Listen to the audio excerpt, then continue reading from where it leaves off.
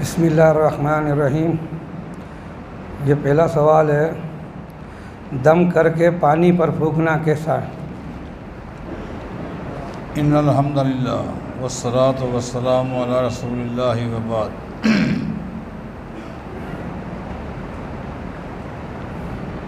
جامع ترمذی کی حدیث ہے، نہا عن الوقف نفخ فی الشراب، کہ نبی علیہ الصلوۃ والسلام نے ہر پینے والی چیز میں پھونک مارنے سے منع کیا ہے۔ نہا عن النفخ، اب یہ عام حکم ہے، چاہے کسی ٹھنڈی چیز کو گرم کرنے کے لیے آپ پھونک ماریں، یا کسی گرم چیز کو ٹھنڈا کرنے کے لیے آپ پھونک ماریں، یا کسی پہ دم کرنے کے لیے آپ پھونک ماریں، مطلقاً نبی علیہ السلام نے منع کیا ہے کہ پینے والی چیز میں پھونک مارنا صحیح نہیں ہے۔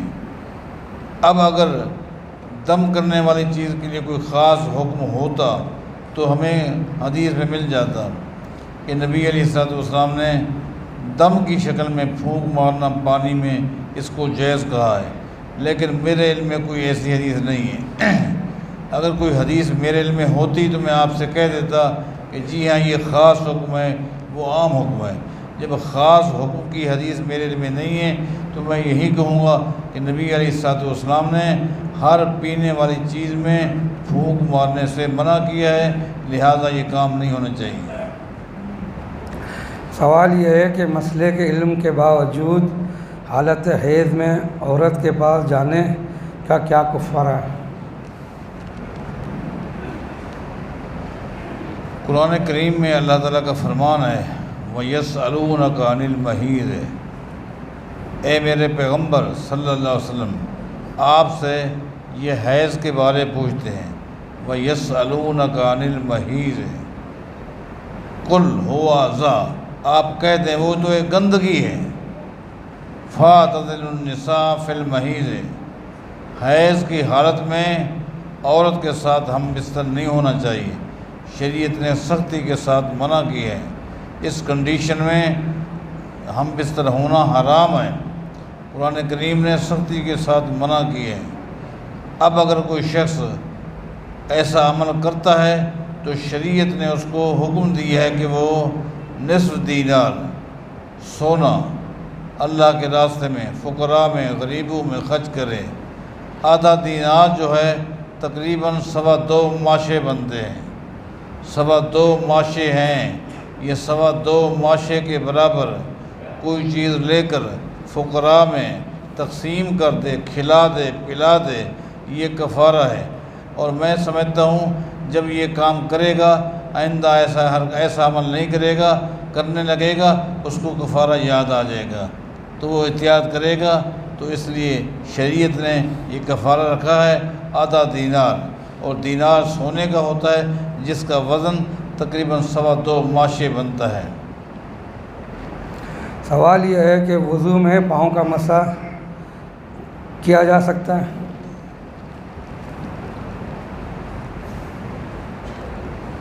قرآن کریم میں وضو کے حوالے سے جو آیت ہے وہ آیت یہ ہے کہ یا ایھا الذین آمنوا اذا قمتم الی الصلاۃ فاغسلوا وجوہکم وایدیکم الی المرافق وامسحوا برؤوسکم وارجلکم الی الکعبین۔ اب اس آیت میں اللہ تعالیٰ نے 2 حکم دیے ہیں، ایک دھونے کا اور ایک مسح کا۔ اس آیت میں اللہ تعالیٰ نے 2 حکم دیے ہیں، ایک حکم ہے دھونے کا اور ایک حکم ہے مسح کرنے کا۔ جن اعضاء کو دھونا ہے اس کے لیے زبر آئیے، اور جس عضو کا مسح کرنا ہے اس کے لیے زیر آئیے۔ بالاتفاق المسلمین، مسلمانوں کے اتفاق سے جو قرات ہے وہ یہ ہے، یا ایھا الذین آمنوا، اے ایمان والو، اذا قمتم الی الصلاۃ، جب تم نماز کے لیے کھڑے ہو، فَاغْسِلُوا وُجُوهَكُمْ وَأَيْدِيَكُمْ۔ اب یہاں ہاتھوں کو اور اسی طرح کوہنیاں تک دھونے کا حکم ہے۔ ہاتھ دھوئیں کوہنیوں تک، چہرے کو بھی دھونے کا حکم ہے۔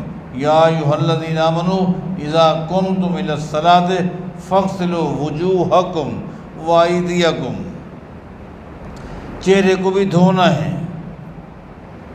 اور ہاتھوں کو بھی دھونا ہے۔ وامسحوا برؤوسکم، اب سین کے نیچے زیر ہے، وامسحوا برؤوسکم، سر کا مسح کرنا ہے، سر کا مسح کرنا ہے۔ وَأَرْجُلَکُمْ إِلَى الْکَعْبَیْن، اور پاؤں کو دھونا ہے۔ وَأَرْجُلَکُمْ، اب وہاں زبر ہے، ترتیب میں چونکہ پاؤں بعد میں آتے ہیں اس لیے سر کے مسح کے بعد اس کا ذکر ہے، لیکن وہاں بھی زبر ہے، زیر نہیں ہے۔ جہاں زیر ہے یہ مسح کے لیے، جہاں زبر ہے وہاں دھونا ہے۔ تو 3 اعضاء پر کو دھونا ہے، ان کے لیے زبر آئی ہے، اور ایک عضو کے لیے مسح ہے، اس کے لیے زیر ہے۔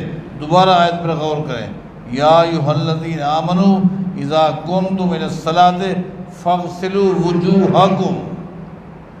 وجوہکم وایدیکم، اب یہ بھی زبر ہے، چہرے کو بھی دھونا ہے، ہاتھوں کو بھی دھونا ہے۔ آگے کیا ہے؟ وَامْسَحُوا بِرُؤُوسِکُمْ، اب یہاں سین کے نیچے کیا ہے؟ زیر ہے، وَامْسَحُوا بِرُؤُوسِکُمْ، اب سر کا مسح ہے۔ وَأَرْجُلَکُمْ إِلَى الْکَعْبَیْن، وَأَرْجُلَکُمْ، اب وہاں زبر ہے، پاؤں کو بھی دھونا ہے۔ اب آپ کہیں گے کہ یہ زیر زبر آپ نے کیوں لگائی؟ جی ہاں، قرآن کریم کی جو تفسیر ہے، وہ تفسیر جس میں جو اختلاف کرے گا وہ مسلمان نہیں رہتا۔ بالاتفاق جو قرآن کریم کی تفسیر ہے وہ محمد مصطفیٰ کی حدیث ہے صلی اللہ علیہ وسلم۔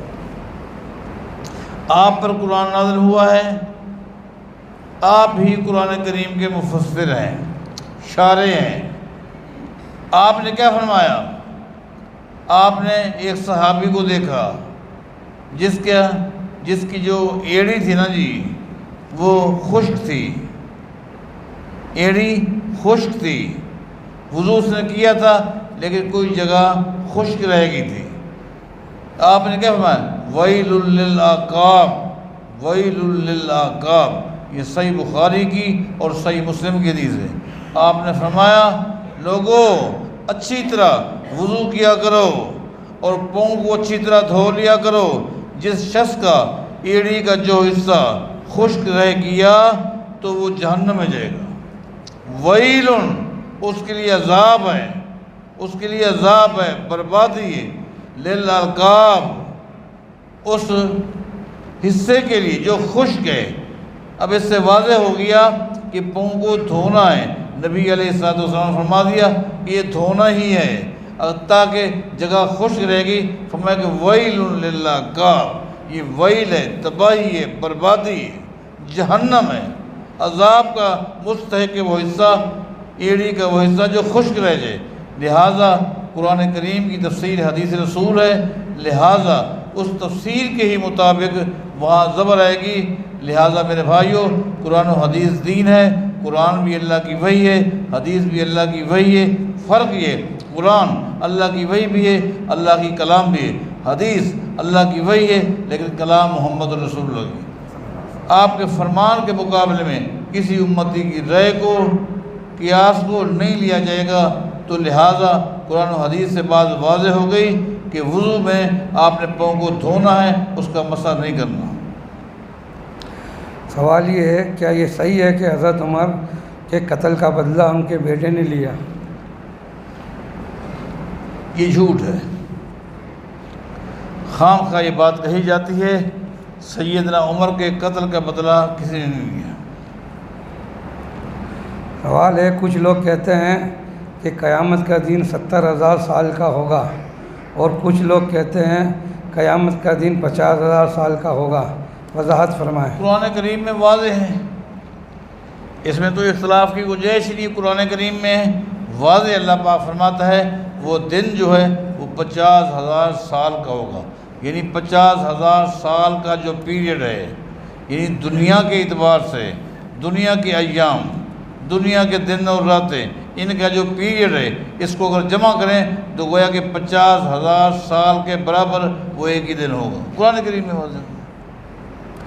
سوال یہ ہے، ایک بیوہ عورت جس کی کوئی اولاد نہیں ہے اور اس کی سوتن کی اولاد ہے، تو کیا وہ محرم ہے یا نامحرم؟ اب دیکھنا یہ ہے کہ جو اس کی سوگن ہے، اس کی جو اولاد ہے وہ اس کے خاوند سے ہے یا پیچھے سے لے کر آئی ہے۔ اس کی تو اولاد نہیں ہے، اس کے خاوند کی گویا کہ 2 بیوی ہیں۔ ایک تو یہ ہے جو مسئلہ پوچھ رہی ہے، اس کی اولاد نہیں ہے، اس کے خاوند کی دوسری بیوی بھی ہے، اس کی اولاد ہے۔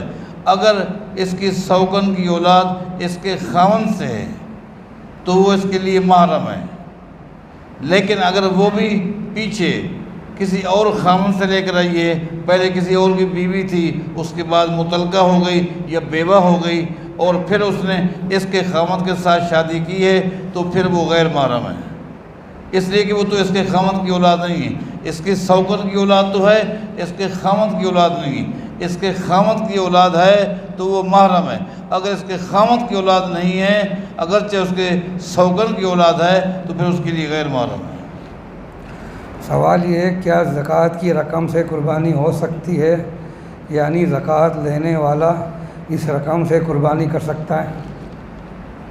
دیکھو جی، ایک آدمی مستحق تھا زکوٰۃ کا، اس کو لوگوں نے زکوٰۃ دی، اس زکوٰۃ کے پیسوں سے اللہ تعالیٰ نے اس کے مسائل آسان کر دیے، حتیٰ کہ اتنا اچھا اس کا روزگار ہو گیا کہ اس میں سے اگر وہ چاہے تو قربانی کر سکتا ہے۔ جی ہاں، وہ قربانی کر سکتا ہے، قربانی کر سکتا ہے، حتیٰ کہ زکوٰۃ لوگوں نے دی، اس کی پوزیشن اتنی مضبوط ہو گئی، حتیٰ کہ اگر اس میں سے وہ حج کرنا چاہے، عمرہ کرنا چاہے، وہ کر سکتا ہے، کوئی دوستوں کی دعوت کرنا چاہے، کوئی خیر کے کام کرنا چاہے، وہ کر سکتا ہے۔ اب وہ اس جائیداد کا مالک ہے، اس کو وہ اس طرح کے مصرف میں لا سکتا ہے۔